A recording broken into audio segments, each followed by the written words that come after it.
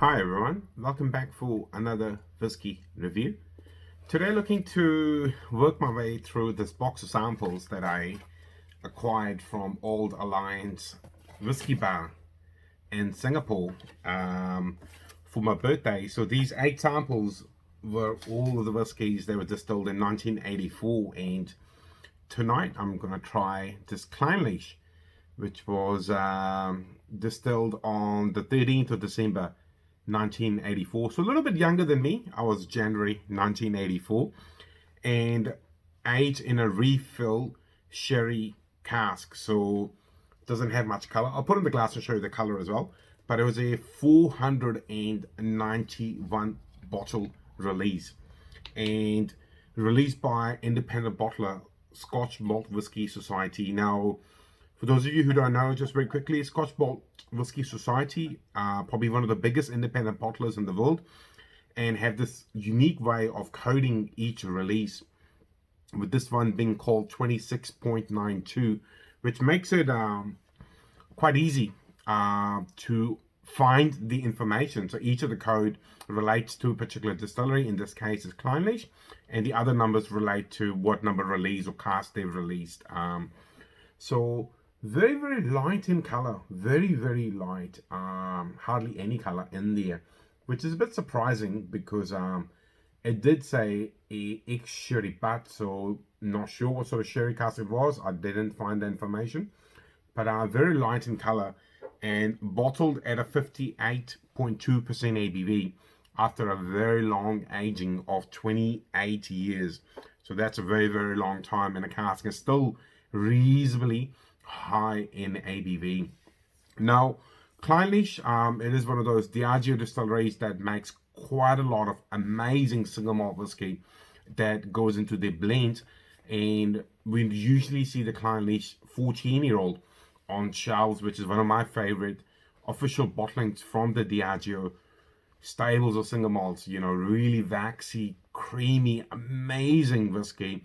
No peat smoke in there, so very approachable for those who may even be too new to Scotch whiskey drinking. And yeah, there's nothing in there that's annoying. Well, let's get into this particular whiskey. Very excited, celebrating my birthday week, I guess. And this is sample number 2 from this box of whiskies, all from 1984. That classic sweetness and waxy character of Clynelish is in there. It's there straight away. You know, I don't have to go looking for it. The sweetness is quite rich.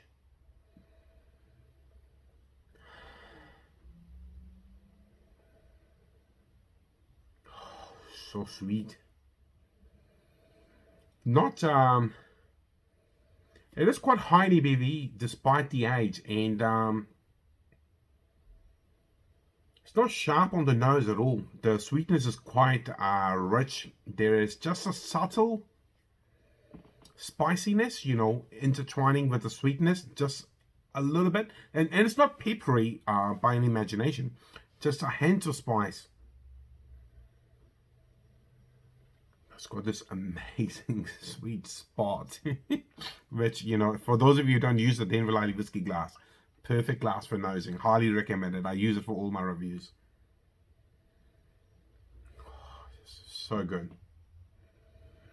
And I mean, it's been aged for a long time. There's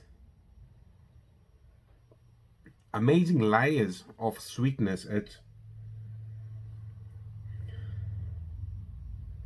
slight hint of vanilla with just a little hint of honey, and then almost like a lychee sweetness character on the nose. But if you just gave me the sample as a blind sample, I wouldn't have thought it's been aged in a sherry cask.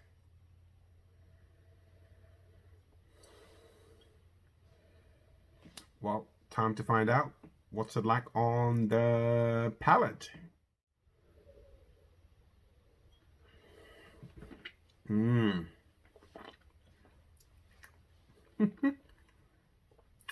Quite sharp and ashy on the palate, and this amazing citrusy character lemon.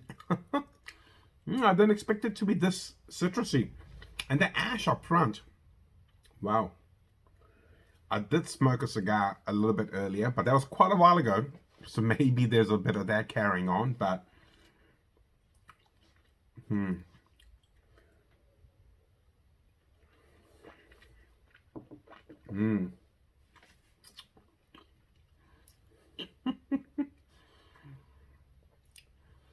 citrus character intertwining with just a little bit of honeyed sweetness.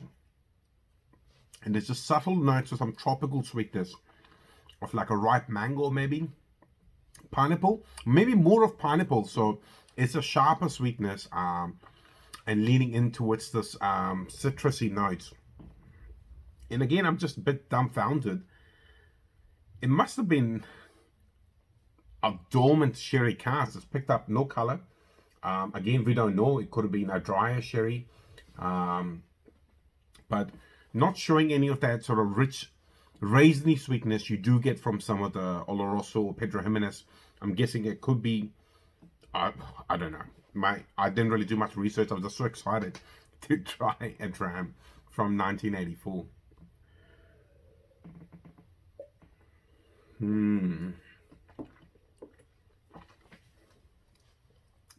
I'm just trying to take small sips because there's only 15 mils of it in the sample bottle. And just trying to think back to last night, which was in fact my birthday, and I tried the little sample of Glenfarclas, which was an ex-bourbon cask. And if I compare the two, I think right now I prefer the Glenfarclas more versus this. This one seems a little bit unsettled and sharp on the palate. I might just add a couple of drops of water to it and see if that might help open it up a little bit. Oh, on the nose, way sweeter. Oh, definitely way sweeter with just a couple of drops of water. All right.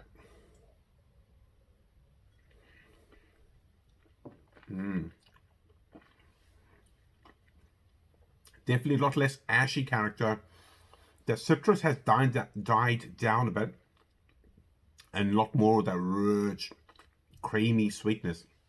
And it's in fact actually not as waxy or oily on the palate as some of the younger Clynelish I've tried.